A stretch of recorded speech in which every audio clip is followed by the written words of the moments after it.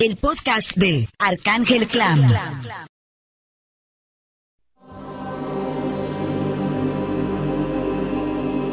Feminicidio. La violencia de los crímenes de género. Aquellos donde su condición hace vulnerable a las víctimas. Donde los homicidas actúan con la complicidad de estructuras sociales y culturales que avalan la discriminación, no ha cesado. La impunidad en que permanece en nadie sabe cuántos crímenes, los feminicidios perpetrados en el país a lo largo de los últimos años genera la recurrencia del asesinato y la desaparición de mujeres. Un dato de ese horror al que no debemos acostumbrarnos. De enero del año 2009 a junio del 2010, en 18 estados del país, fueron asesinadas 1,718 mujeres, según información recabada por el Observatorio Nacional del Feminicidio. Vidas truncadas, muertes provocadas con dolor, el agobio de la orfandad, de la pérdida de la hija, la madre, la compañera. Las cifras son contundentes. En enero del año 2007 fueron 93 casos, y para el pasado mes de octubre del año 2010, ese número se había multiplicado hasta llegar a los 650.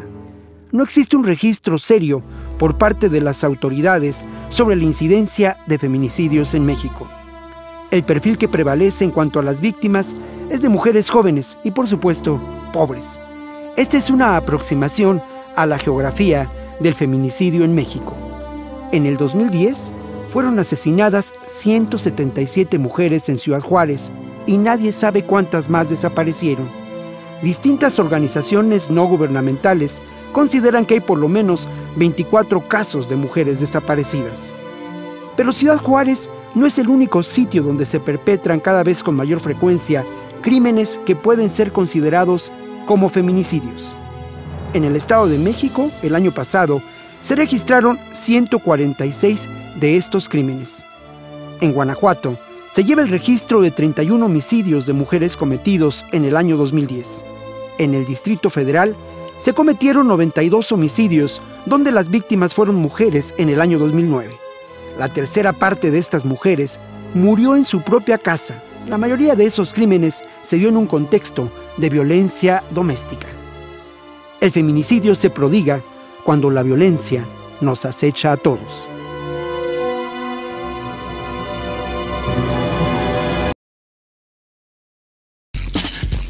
En México, desde 2010, ha habido 309 casos de desapariciones y muertes de mujeres en Ciudad Juárez. El 75% de los delitos cometidos en este país no se denuncian y que solo el 1,6 de cada 100 delitos llega a conocimientos de un juez. En Belice, entre 1995 y 2005, el reporte de los abusos sexuales contra los niños creció 100 veces. En Guatemala, entre el 2001 y 2010, fallecieron 5.300 mujeres por causas violentas. En este periodo aumentó un 400% el asesinato de mujeres. En Honduras, entre el 2003 y 2010, murieron 1.464 mujeres, de las cuales el 44% eran jóvenes de entre 15 y 29 años.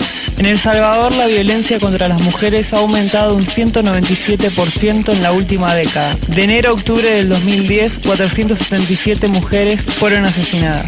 En Nicaragua, el 40% de las mujeres son víctimas de violencia física y el 60% sufre violencia emocional. En Costa Rica, en el 2009, fueron asesinadas 53 mujeres, de las cuales 29 corresponden a la violencia doméstica. En Panamá, en el 2009, 356 casos de maltrato corresponden a mujeres, 59% se ubican en el grupo de edades que van entre 25 y 49 años. Cada minuto, 6 mujeres colombianas son víctimas de algún tipo de violencia. En el periodo del 2002 al 2009, se registran más de 600.000 hechos de violencia contra las mujeres.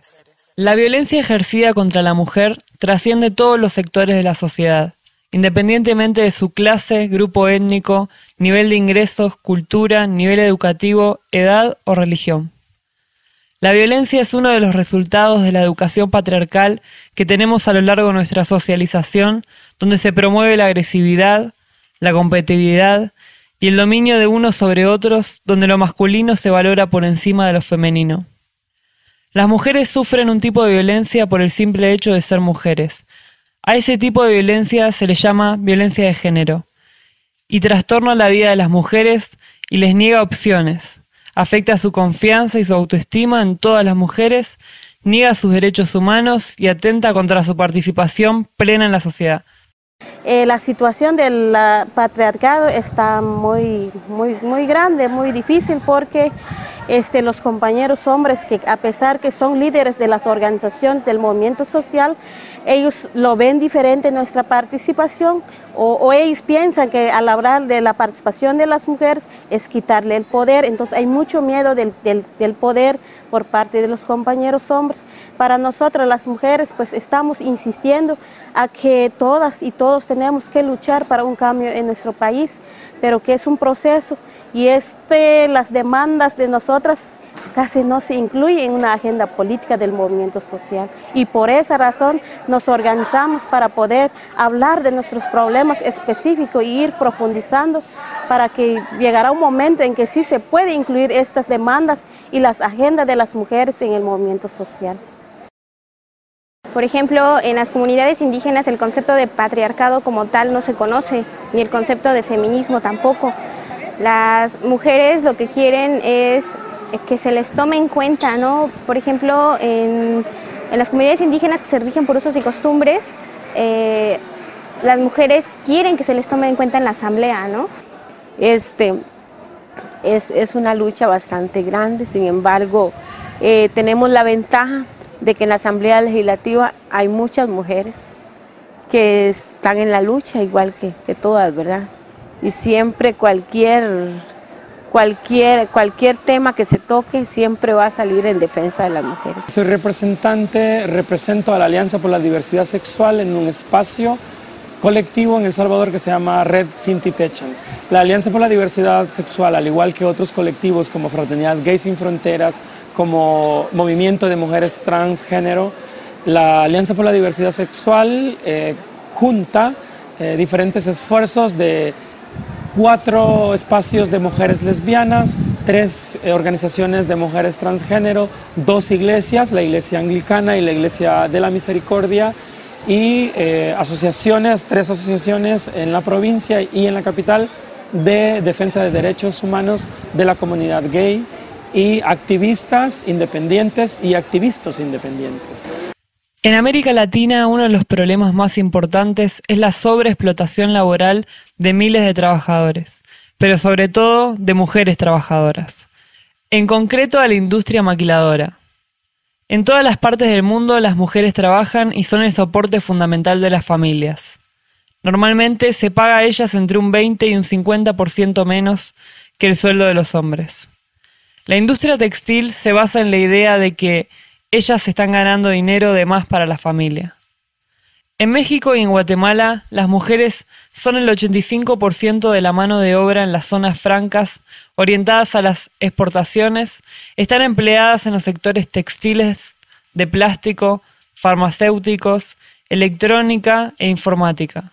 El arma más poderosa de los empresarios para mantener a las trabajadoras en estas condiciones es en ocasiones la violencia, que ejercen en todas sus versiones: física, psicológica, verbal y sexual. El hecho de que las mujeres trabajen en horarios nocturnos proporciona en algunos casos el mejor marco para los abusos sexuales.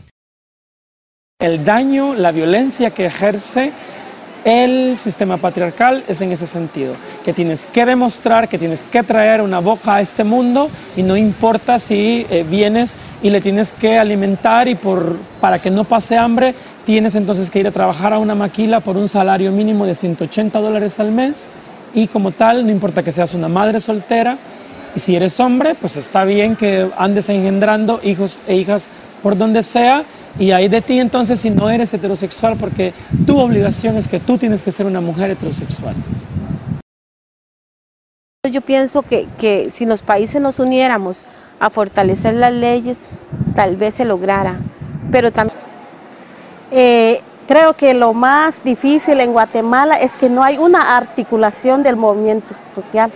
Cada quien está por su lado y muchas veces de esos nos divide y hay mucho individualismo de organizaciones y eso hace que también no podemos unirnos, y eso es para el Estado, digamos, mejor porque estamos divididos. Entonces creo que esa articulación es una mira ahora en el futuro de cómo articular un movimiento social que no solamente porque son de mujeres, porque son del movimiento, sino cómo, porque estamos luchando hacia una lucha común, una demanda común, donde todas mujeres y hombres nos podemos sentirnos parte de este movimiento. Desde la organización donde yo me encuentro, nos hemos articulado actualmente en una asamblea, que es la Asamblea de Mujeres Indígenas de Oaxaca, que esto se hizo a raíz de la violencia que sufren las líderes indígenas, los asesinatos que han habido, como una manera de reforzarnos, ¿no?, en esa asamblea. Y también hemos tenido contactos, por ejemplo, con la Alianza de Mujeres México y de Centroamérica, el Enlace Continental de Mujeres Indígenas, y así nos hemos ido articulando, ¿no? Bueno, la situación, articulación me dijo, yo pienso que ha faltado mucho, porque realmente Centroamérica debería de estar unida, y a veces nosotros hemos luchado, se ha luchado muy solos, por ejemplo con el TLC, fue una lucha que se hizo sola. ¿Por qué? Porque ya habían otros países de Centroamérica que lo habían aprobado, y sin embargo en Costa Rica se hizo una manifestación de un mes y fue muy poco, o sea, se logró, pero no el todo, ¿verdad? Bueno, las acciones, nosotros en el grupo estamos viendo que es importante que las demandas y las agendas políticas de las mujeres sea un eje transversal, pero que se concretice como una acción a trabajar por cada país, porque si solo vamos a hablar de aquí y nos vamos, volvemos otra vez, entonces eso también es importante que desde aquí, que construyamos una política.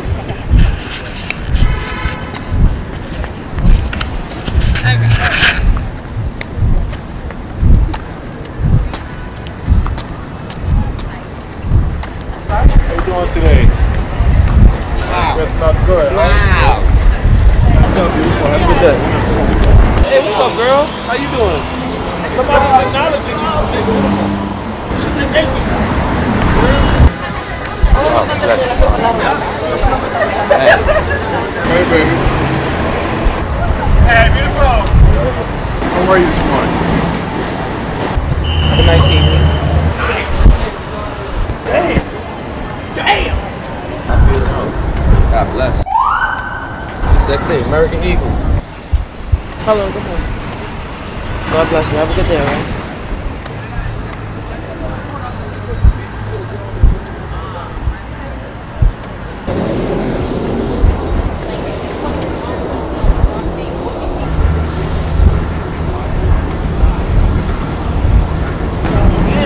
How you doing?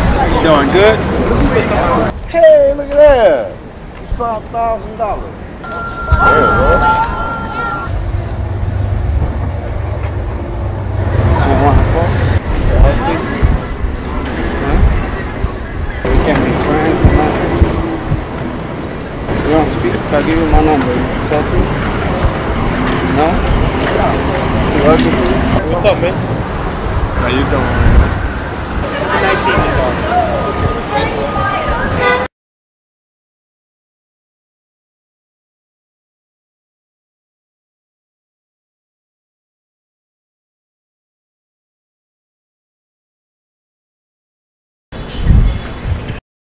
Propaganda.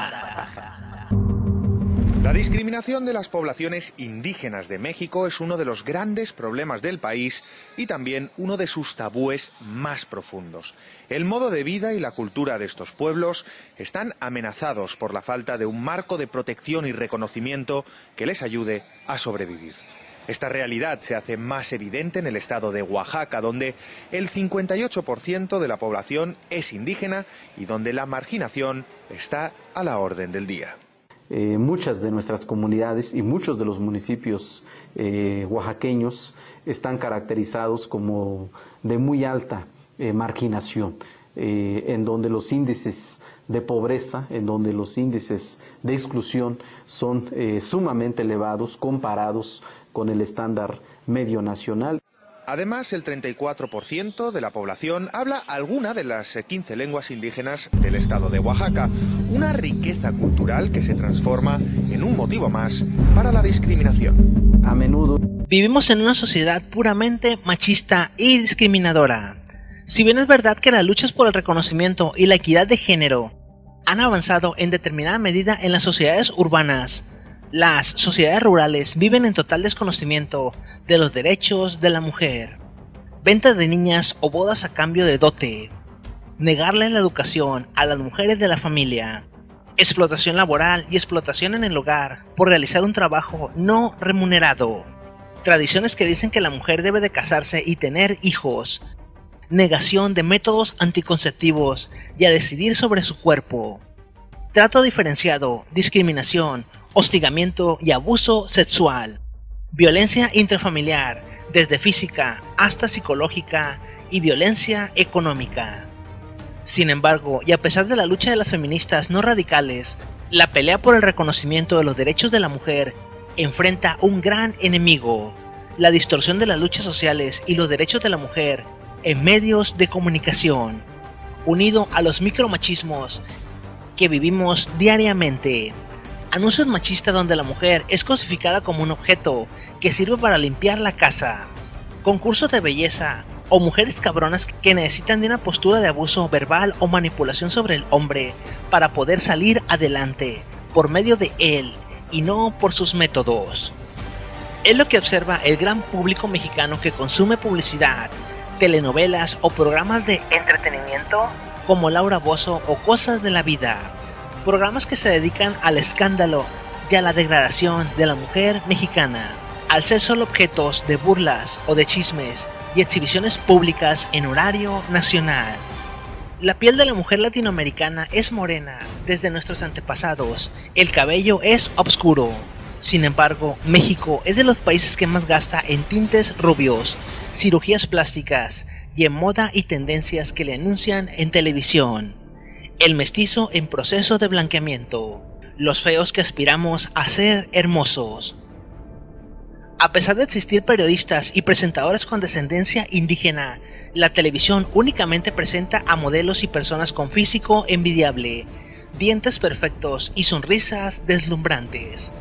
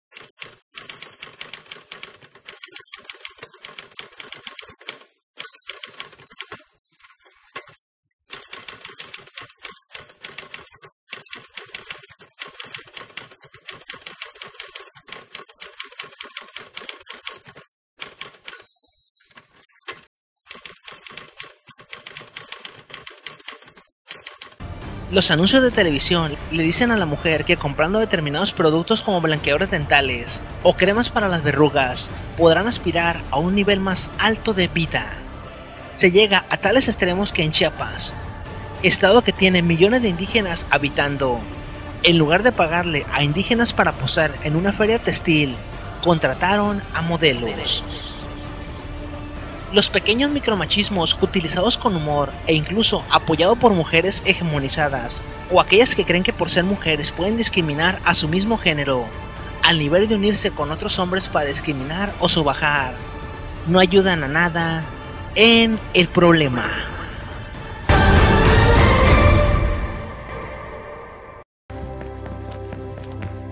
Throw like a girl. Fight like a girl. What does it mean to you when I say run like a girl? It means run fast as you can. So do you think you just insulted your sister? No. I mean, yeah, insulted girls, but not my sister. Is like a girl a good thing? Actually, I don't know if it's a bad thing or a good thing. It sounds like a bad thing. It sounds like you're trying to humiliate someone. So when they're in that vulnerable time, between 10 and 12, how do you think it affects them when somebody uses like a girl as an insult? I think it definitely drops their self-confidence and really puts them down, because during that time, they're already trying to figure themselves out. And when somebody says, you hit like a girl, it's like, well, what does that mean? Because they think they're a strong person. It's kind of like telling them that they're weak and they're not as good as them. And what advice do you have to young girls who are told they run like a girl, kick like a girl, hit like a girl, swing like a girl? Keep doing it, because it's working. If somebody else says that running like a girl or kicking like a girl or shooting like a girl is something that you shouldn't be doing, that's their problem. Because if you're still scoring and you're still getting to the ball on time and you're still being first, you're doing it right. Doesn't matter what they say. I mean, yes, I kick like a girl and I swim like a girl and I walk like a girl and I wake up in the morning like a girl because I am a girl. And that is not something that I should be ashamed of. So I'm going to do it anyway. That's what they should do. If I asked you to